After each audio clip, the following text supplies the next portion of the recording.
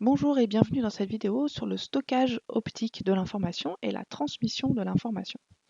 Alors tout d'abord, on va parler du stockage sur support optique, notamment sur CD et sur DVD. Donc un CD et un DVD, c'est composé d'un micro-sillon en forme de spirale sur un petit bout de plastique de 12 cm de diamètre. Spirale qui fait quand même 5 km pour un CD et 11 km environ pour un DVD. Alors cette spirale, elle est composée de plats et de creux qui vont nous permettre de savoir quelle est l'information présente sur le CD, puisqu'on va pouvoir la traduire sous forme binaire, puis l'ordinateur traduira dans un langage que l'on peut nous comprendre.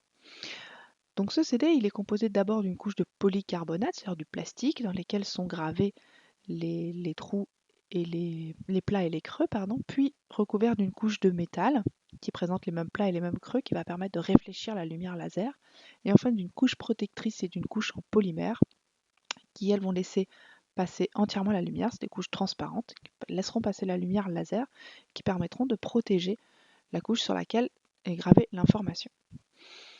Alors on peut voir ici que on a trois pistes, donc la spirale repasse, le sillon passe à côté des précédents. On a donc trois pistes, par exemple ici côte à côte, distantes de environ 1,6 micromètre, et le rond rose représente le faisceau laser qui est représenté assez large ici, puisque les sillons sont quand même très fins. Donc ce faisceau laser va balayer les plats et les creux.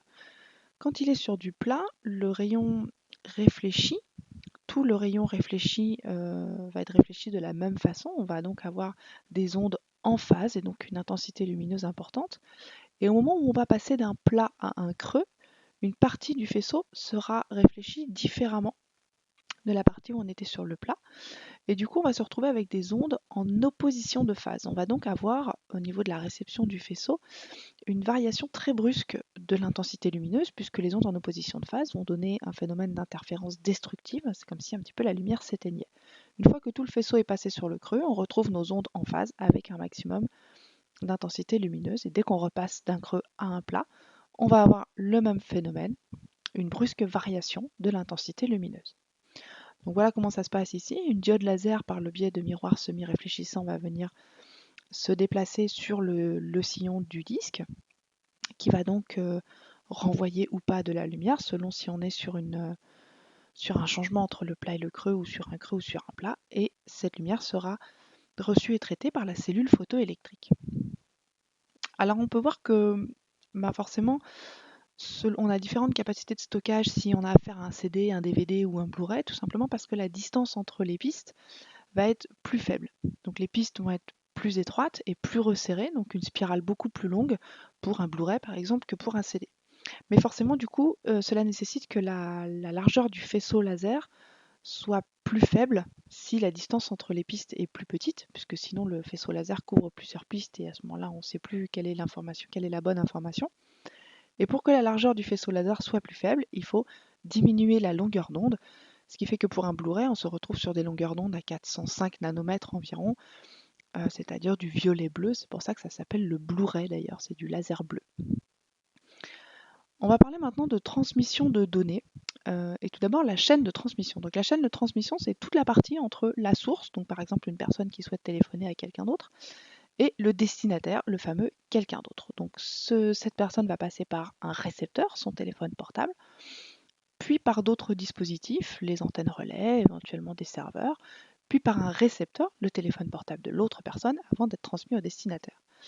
Tout ce qui contient les ondes et les appareils qui peuvent faire passer le message de la source au destinataire est appelé le canal de transmission.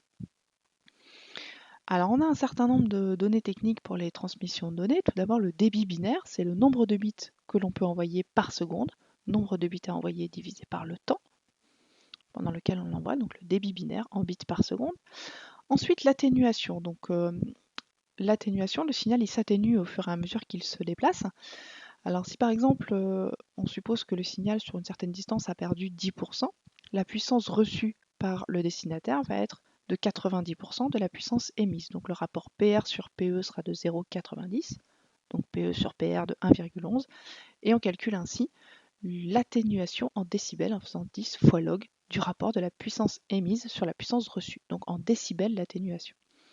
Et pour pouvoir comparer les différents modes de transmission, on a ce qu'on appelle le coefficient d'atténuation linéique, qui est le nombre de décibels perdus par unité de longueur, donc divisé par la longueur qu'on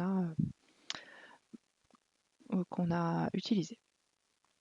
Alors les différents modes de transmission, tout d'abord les modes de transmission filaires. Alors on a le fameux câble électrique torsadé, c'est le cas déjà du câble Ethernet, donc les fameuses prises RJ45. On a un bon débit, 100 mégabits par seconde, mais une atténuation assez importante, 22 décibels pour 100 mètres. Le deuxième câble, c'est le câble coaxial, par exemple le câble d'antenne de la télé. Moins d'atténuation, mais un débit aussi beaucoup plus petit. Et on a également maintenant les fibres optiques. Alors les fibres optiques, il y en a de plusieurs sortes. On a les fibres multimodes, pour commencer, qui permettent de transporter plusieurs signaux à la fois.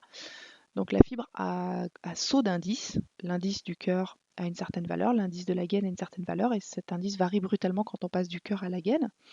On voit qu'on a une perte assez importante de signal entre l'entrée et la sortie.